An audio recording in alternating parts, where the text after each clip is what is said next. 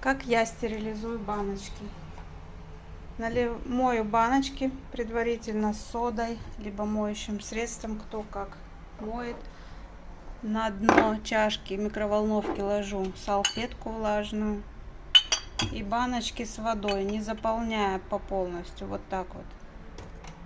И ставлю на 3 минуты.